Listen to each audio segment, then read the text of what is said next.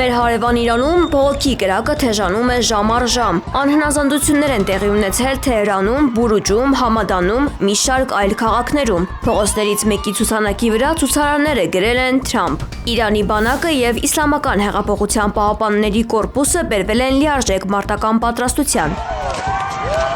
Կորպուսի հրամանատարը հայտարարել է, որ Իրանը պատրաստ է ԱՄՆ-ի եւ Իսրայելի ցանկացած ագրեսիայի։ 400 ստորաբաժանում ձեռքը պահում է ձգանին, շեշտել է բարձրաստիճան զինվորականը։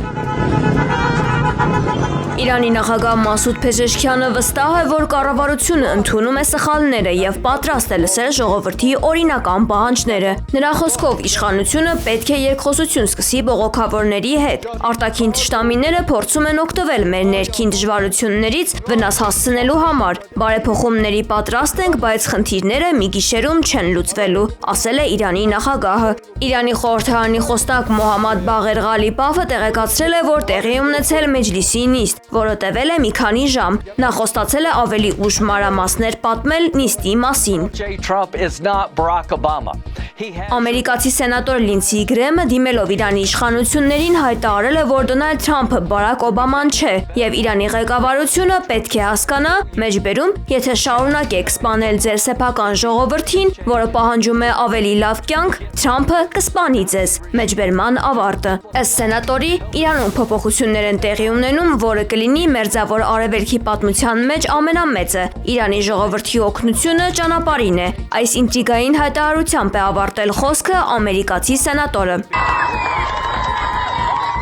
Չնայած ԱՄՆ կոնգրեսի արտաքին հարաբերությունների կոմիտեն կադրեր է հրապարակել, թե իբր բողոքավորները վերցրել են իրանական Աբդանան քաղաքը վերահսկողության տակ, Իրանի կառավարությունը հերքել այդ տեղեկությունը։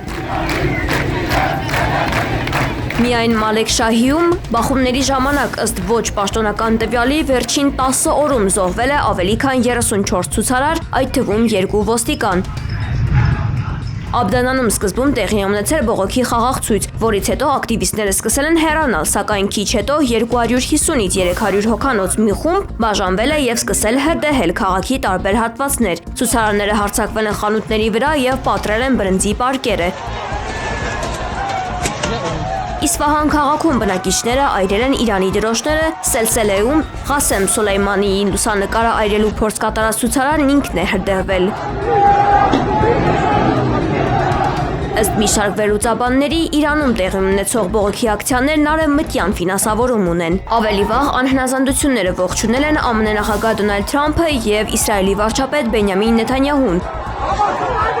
Երկրում ուժեղ գնաճի եւ ազգային արժույթի անկման պատճառով զանգվածային բողոքի ցույցերի ֆոնին Դոնալդ Թրամփը հայտարարել է, որ ԱՄՆ-ն պատրաստ է պաշտպանել Իրանի քաղաքացիներին, եթե իրանական իշխանությունները նրանց դեմ ուժ կիրառի։ Այս ամենի ֆոնին ԱՄՆ պետդեպարտամենտը պարսկերենով կոչ է արել իրանցիներին շարունակել բողոքի ցույցերը, նշելով, որ բողոքի անհնազանդությունները շարունակվում են արդեն 10 օր, չնայած դաժան բռնաճնշումներին։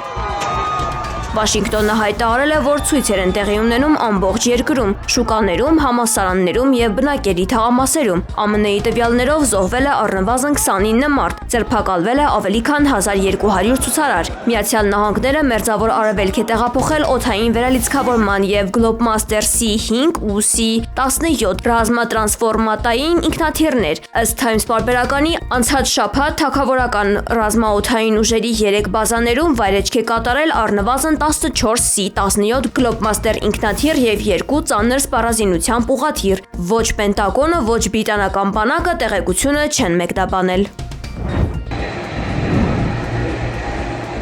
Սիրիական կառավարական ուժերը կոչ են արել Հալեպի բնակիչներին 3 ժամվա ընթացքում լքել քաղաքը, ակնարկելով սպասվող ծանր մարտերի մասին Սիրիայի դեմոկրատական ուժերի եւ ժողովրդական պաշտպանության ստորաբաժանումների դեմ։ Հալեպում Հայաստանի գլխավոր հյուպատոսությունը առավոտյան հայտարարել էր, որ բնականոն ռեժիմով աշխատում է եւ ծառայություններ է մատուցում հայ օտարերկրացի քաղաքացիներին։ Քրդերի գլխավորած Սիրիայի դեմոկրատական ուժերի եւ կառավարական ուժերի միջև բախումների հետևանքով ըստ նախնական տեղեկությունների հայեր չեն զոհվել։ Ռմբակոծվել են Աշրաֆիե, Շեյխ Մաքսուդ, Նորգյուղ, Սիրիան եւ այլ թաղամասեր։ Հալեպի նահանգապետարանը կոչ է արել բնակիչներին փողոց դուրս գալ խիստ անհրաժեշտության դեպքում։ Հալեպում փակ են դպրոցները, համալսարանները, պետական գրասենյակները։ Սիրիայի քաղաքացիական ավիացիայի եւ օդային տրանսպորտի գլխավոր վարչությունը հայտարարել է դեպի Հալեպի օդակայան եւ այնտեղից չվերթները 24 ժամով դադարեցնելու մասին։ Հալեպում բախումների հետևանքով տասնյակ զոհեր ու վիրավորներ կան։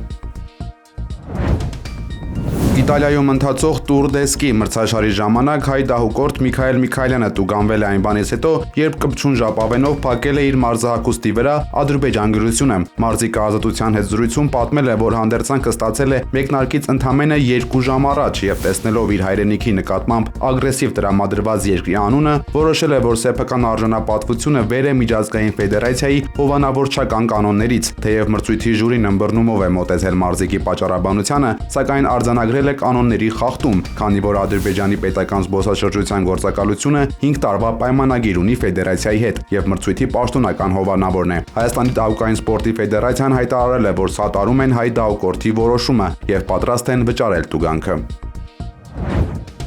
You want to turn this thing? Վենեսուելան ԱՄՆ-ին կփոխանցի 30-ից 50 միլիոն բարել նավթ, որը ենթակա է պատժամիջոցների, X-ի իր միկրոբլոգում գրել է ԱՄՆ նախագահ Դոնալդ Թրամփը։ Նա նշել է, որ մեջբերում նավթը կվաճառվի շուկայական գնով եւ ես անձամբ վերահսկելու եմ ստացված եկամուտը ապահովելու համար, որ դրանք օգտագործվեն Վենեսուելայի եւ Միացյալ Նահանգների ժողովուրդների բարության համար։ Մինչ Վենեսուելայի առաջնորդին մեղադրանք էր առաջադրվել ԱՄՆ-ում, նրա դաշնակից Վենեսուելայի փոխնախագահը պաշտոնապես երդվել էր որպես ժամանակավոր նախագահ։ Դելսի Ռոդրիգեսը, որը Նիկոլաս Մադուրոյի ձերբակալումից հետո վճռականորեն աջակցել էր նրան, ԱՄՆ-ի հետ համագործակցելու պատրաստակամություն է հայտնել։